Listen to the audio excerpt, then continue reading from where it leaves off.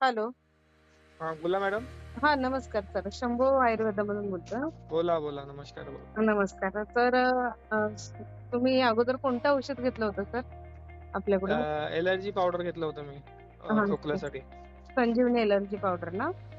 काय बोलता? संजीवनी allergy powder आहे ना? मी एलर्जी पावडर घेतलं होतं. हो. बरोबर. हां. काय कोणासाठी घेतलं होतं आणि काय त्रास होता अगोदर? माझ्यासाठीच घेतलं होतं मी. ॲक्चुअली मला इकडे कसं एम-आय-डी-सी एरिया आहे ना, तर पॉल्युशन, डस्ट वगैरे उडतं बरं. आणि साईटवरती पण आमचं कसं येणं-जाणं असतं. तर ते कसं धूळ वगैरे उडते. तर बरं. ते मध्येच काय झालं, की धूळ वगैरे उडायला लागलं, तर त्याची एलर्जी होऊन गेली.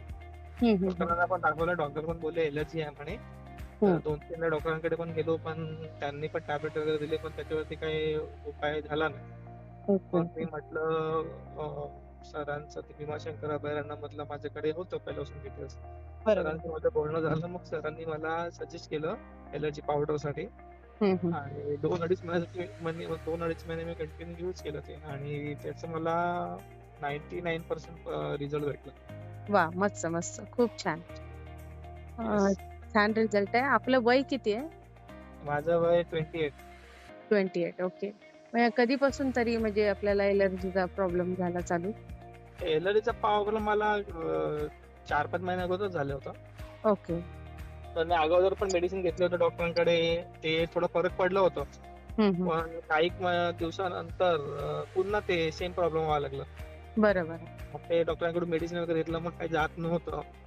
मग हं. मी आपलं हे औषध घेतलं 2-2.5 महिने आणि मला चांगला फरक जाणवला त्याचा. चांगली गोष्ट आहे. म्हणजे कफ, खोकला, सर्दी हा त्रास होत होता का? हां, हां, हां.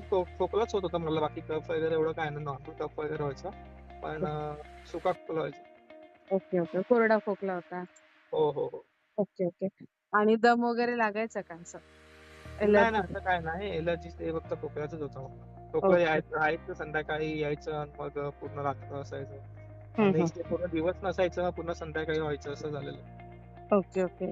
आणि आपलं औषध पहिल्या महिन्यात चालू म्हणजे 1 महिन्याच्या औषधामध्ये साधारण किती दिवसात फरक दिसायला चालू झाला तुम्हाला त्याचा? ॲक्चुअली फरक झालं 8-10 दिवसामध्ये झालं मला पण. Okay, okay. हो. ठीक आहे ना, चांगली गोष्ट आहे. खूप छान रिझल्ट आहे आणि जे काही 99% झालाय रिझल्ट आपल्याला म्हणजे खूप हो, हो. छान झालंय. रिझल्ट आहे. एखादा हो. महिना घ्यायचा, आठवड्यातून एकदाच घ्यायचं म्हणजे रेग्युलर घ्यायची आता गरज नाहीये. हां, हां. पूर्णपणे क्लिअर होऊन जाईल. 1 महिना घेतला ना आणि ते आठवडाभर म्हणजे आठवड्यातून एकदाच घ्यायचं. म्हणजे अच्छा. जे काही आता म्हणजे समजा धुळीमध्ये वगैरे गेलात किंवा काय असेल, हं. तर तुमची रोगप्रतिकार शक्ती पण वाढेल याच्याने. दुसरी ओके. गोष्ट आणि पुढे भविष्यामध्ये तो त्रास होऊ नये यासाठी आपण एक काळजी घेऊ. म्हणजे हो ना. हो. साधारण वर्षभर तरी जाईल ती पावडर. आता जे मागवणार ना, वर्षभर तरी जाईल काही प्रॉब्लेम नाही. ठीक आहे. अच्छा, अच्छा. छान रिझल्ट आहे. आपण कुठून बोलताय सर? आम्ही बोलतोय पालघरवरून. Palghar. Okay, okay. Palghar, Maharashtra. Okay, okay. चालेल. धन्यवाद ओके. सर. ओके. थँक